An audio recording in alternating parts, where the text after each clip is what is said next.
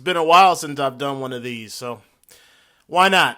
I stopped supporting Netflix, so I don't really watch them anymore, but people have been telling me I should watch this movie called I Care a Lot. I don't know how many people have seen it, but enough people have been bothering me about it that I decided to watch it or look for it. And I finally found a free link that didn't look like crap and it didn't take forever to load, and so I watched it. And I was disappointed. Boy, was I fucking disappointed. I'm gonna start by asking this question. Give me a moment while I set this up. Let's say you go to a restaurant and outside of the restaurant looks great. The sign looks cool. You go inside, it looks even better in there. You love the ambiance, you love the lighting, the decor is great, furniture's nice, tables are arranged perfectly, everything's set up, and it's really good. The hostess is pleasant. She's actually kind of hot. She quickly takes you to your table where the owner is actually waiting. The owner is very nice, and she welcomes you to her restaurant. You sit down, and you're loving the place. The waitress comes out. She's professional, but she's friendly. She's prompt. She pays attention to detail. She takes your order and quickly brings you some drinks. You're loving the hell out of this place.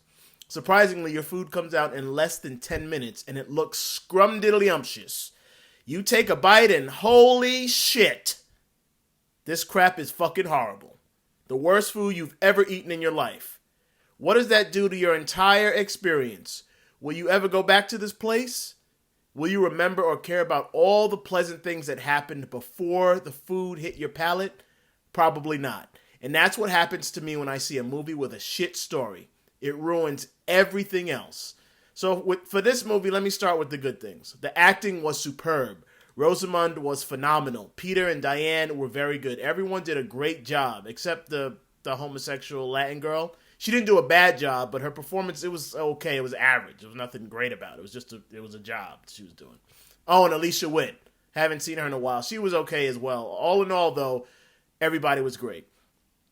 All the technical stuff was great, but who cares about that anymore? Even shitty productions on the Sci-Fi Network look good nowadays. The technology's just so great that anyone can make a movie look good. And if you have enough money to hire the right people, then the action and all that stuff will be good. Having great cinematography isn't exceptional anymore because almost anyone with the right amount of money can do it. So there. I said some good things about the movie, but that's like the restaurant analogy that I just gave. All that stuff was good, but what about the meal or the story? Well, I'll say this. The story, it started off really good. It started off so good, I couldn't even believe it was a Netflix movie. Normally, Netflix releases crap movies. But when I used to watch Netflix, I used to always have to say that Netflix was the place where movies go to die. Because the movies tended to be garbage. The series were hit or miss, and the documentaries were great. But the movies were always shite. It seems like the screenplays that nobody else will pick up gets purchased by Netflix. Either that or they just hire shitty writers. I don't know. And the movies that were already completed but no big production company likes them, it seems like they get purchased by Netflix. So you get a shit pile of trash when it comes to Netflix movies. So when I started watching this movie, I was confused. I was like, how is it possible that this was on Netflix? So the story, like I said, I'm going to start out with some of the good stuff. The story started out strong. Once again, Rosamund perfectly plays this deplorable villain. She does it good. She did it great in Gone Girl. She's good at it. She's, in a movie, she's a guardian that takes care of senior citizens. Basically, she's a guardian who kidnaps seniors. She forces them to live inside of these assisted living facilities, and then she slowly steals all of their assets until they die. Real fucked up shit. She has this whole company devoted to it. The doctors and assisted living facility directors are all in on it. And they work to funnel elderly people into this pipeline so that they can all get rich. Enter Diane Weiss, who I actually met once when I was in college. She came into a store that I was working in and wanted to buy a cordless phone. This was a long time ago. It was cordless. No, cell phones wasn't that big of a thing yet. Sorry. Anyways, Diane Weiss is one of the seniors in the movie. I'm talking back to the movie. Diane is one of the seniors that they try to leech off of. They kidnap her, they place her in an assisted living facility and proceed to start robbing her when they find out that this old woman is just somebody that they shouldn't be robbing, right? She's somehow linked to a Russian mobster who is expertly played by Peter Dinklage. And she's holding, and let me just say that, Peter Dinklage, I don't think Peter Dinklage is a great actor, but he's really good. But when he does when when he's great, he's great. And he was great in this. He did a really good job. It wasn't even comical or anything like that. He did a good job. But let me get back to it. So the old lady, Diane Weiss, is, like I said, linked to this Russian mobster who's played by Peter Dinklage, and she's holding on to something that he actually really, really needs. He desperately needs it. So this poor old woman who's being victimized by Rosamund Pike demands that she be set free or there will be consequences. And Rosamund Pike is defiantly saying no. Then shit starts to go south when the mobster starts becoming desperate. And soon Rosamund Pike and all these criminals that she's been working with are finally about to get their comeuppance. This is where the story becomes shit. For me. Maybe not for other people, but for me. I stopped being entertained and I started becoming enraged. Normally in a story like this, the villain gets what's coming to them and everyone applauds. And Rosamund Pike is clearly the fucking villain. Well, it didn't really happen like that this time. The mobster, who turns out to be the old woman's son, is trying to free his mother from this assisted living facility, and Rosamund Pike is stubbornly getting in his way because she wants to be able to rob this old woman and enrich herself. And then, right when the son is finally in a position to punish Rosamund and get his mom back, the story fucking shifts and starts making no fucking sense. Rosamund, she turns from this disgusting business owner into a fucking 00 agent. And dumb shit starts happening. So let me get into this. In the story, the old lady is holding on to some diamonds for her son in her safety deposit box. After Rosamund Pike kidnaps the old woman and puts her in the assisted living facility, she starts to go through her house so she can find shit that she could steal, sell, and keep the money. She finds the key to the safety deposit box and steals the diamonds. The mobster, the son of the old woman who's being robbed, is pissed and he's desperate to get the diamonds back. That's what the movie establishes. So he finally gets his hands on Rosamund Pike, the woman that has kidnapped his mom and robbed him. And he's trying to find out where she hid the diamonds. He even threatens to torture her and kill her mother. But she basically tells him that, well, if he doesn't pay her for that information, where the diamonds are, then she don't mind getting killed, she don't mind being tortured, she don't mind what happens to her mother, she don't give a fuck. Okay, so now the story already established that Peter Dinklage really wants his mom and he really wants his diamonds back. And then when the people, or the person who can give him his stuff back, says she's not willing to play ball, he just gives up instantly and says, okay, well then kill her, I don't care anymore. Seriously? That makes no fucking sense. He just gives up just like that? Then the movie shows that the mobster is, while he's kidnapping Rosamund Pike, the guys that work for him are going over to Rosamund's house. So his guys arrive at her house. They find her homosexual girlfriend or partner in crime, the Latin girl I talked about earlier. They find her there and they beat her up. Then this switches back over to the mobster, to Peter Dinklage questioning Rosamund Pike.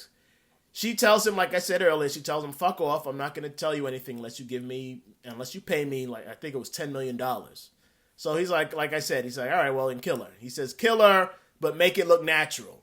So his guys knock her out with chloroform. Just follow this timeline. They kidnap her. He questions her. And around the time that they kidnapped her, probably a little bit after, let's say about 30 minutes after they kidnap Rosamund Pike, that's when the mobster's goons are beating up her homosexual girlfriend, right? So they kidnap her. They take her to Peter Dinklage. He questions her. They have a little back and forth banter. She tells him to fuck off. He says, all right, well, kill her, but make it look natural. I don't care about my mother or the diamonds. Fuck it. I don't know why. That doesn't make sense. But he's like, fuck it. So his guys knock her out with chloroform, and they take her off to kill her. They put her unconscious body in a car and set off to, what am I saying? All right. They kill her, they put her unconscious body in a car, and they set it off the car down the road so that her death will look like an accident.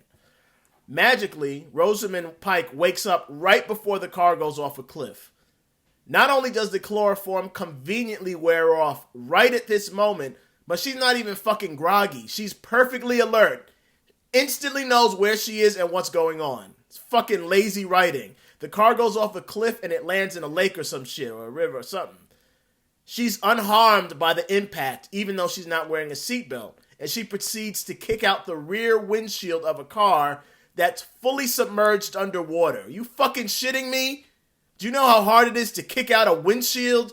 Especially when you have hundreds upon hundreds upon hundreds upon hundreds of gallons of water sitting on top of it. I couldn't believe that. Then she swam up to the surface, got out of the water, and just walked her way to a fucking gas station. Now, if these guys were trying to stage her death, I'm sure they would have done it far from any place where other humans would be around to see them do it. So that means that Rosamund had to walk very far to find this gas station. She gets into the gas station, she calls a cab, and drives back to her house. There she finds her homo lover / business partner on the ground unconscious. She wakes her up, gets her out of the house, and drives off right before the house blows up. Apparently, the mobsters guys knocked her out and rigged the place to blow up so that it would look like another accident, but that didn't make any sense. Remember, the movie established that a short while after Rosamund Pike was kidnapped, the mobsters found her homosexual lover / business partner, and Rosamund Pike was gone for quite a while. They had to drive her to a secluded place for the discussion with Peter Dinklage. They then had to drive to another secluded place to stage her accident, and as I said, this place would have to be far from prying eyes. After that, Rosamund uses her newly acquired secret agent training to escape from the sinking car, pull herself together, take that long walk to find the gas station, wait for a cab, and then drive back to her house just in time to get her friend out before the house exploded. So why did the mobster guys set up the house to take so long to blow up? They set it up to blow up in 8 hours? The homosexual lover / business partner would have woken up by then and just left the house. That made no sense to me. Why be so risky and set it up so that the woman had a chance to wake up and escape before the house blew up? Were these guys amateurs now? It was fucking retarded. Then there was this weird scene where Rosamund goes into a dentist to have her teeth put back in. That scene was pointless, didn't even need to be in there. So now after all that, Rosamund uses her newly acquired superhero skills to sneak into a secured building, incapacitate 2 large bodyguards, drug a midget, and kidnap him. Was none of this caught on camera? What happened when the building found 2 large Russian men unconscious on the ground in their parking lot? They didn't check to see what happened? They didn't review their security tapes where they would have seen Rosamund sneaking into the parking lot, attacking these men with tasers, and then kidnapping one of their residents? It's like the writing was fucking lazy. Then this mobster decides that after all this shit, he wants to partner up with this woman who just finished fucking up his life big time. I couldn't believe what I was watching. This devious cunt went from being the horrible villain of the movie to this skilled mastermind secret agent. Oh, man. All right. Now, the reason I was so disgusted is because the crime she was committing, disrupting the lives of seniors and robbing them, is something that really happens here in this country a lot. It happens so often it's not funny. My family was actually the victim of this crime. My grandparents had their lives taken from them by one of these guardian companies. My grandparents purchased their own home in New York City, prime real estate. They owned it outright. And instead of dying in their homes, they died in facilities. And it's all because the guardians wouldn't let us get involved in the lives of our own family members. The court is in on this scam, and it affects millions of people. Netflix even displayed what I'm talking about, not my situation, but this shit with these guardians, in a documentary series they have called Dirty Money. The name of the episode that details this type of crime is called Guardians, Inc.